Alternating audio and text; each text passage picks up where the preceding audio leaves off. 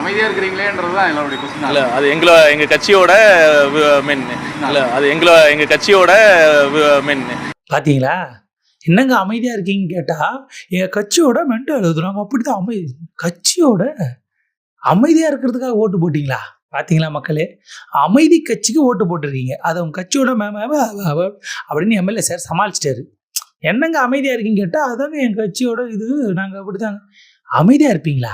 இன்னும் தியானம் பண்ணுவீங்களா? போய் எல்லாம் அமைதியாக இருங்க, தியானம் பண்ணுங்க, கடவுளை நோக்கி பிரார்த்தனை பண்ணுங்க, எல்லாம் சரியாயிடும். இப்போ விஜயனா ஜெயிக்கிறதுக்கு முன்னாடி கோயிலாக போய் பூஜை பண்ணார், யாகம் பண்ணார், அப்படி சாமிக்கிட்ட அருள் வாங்கிட்டு வந்தார்.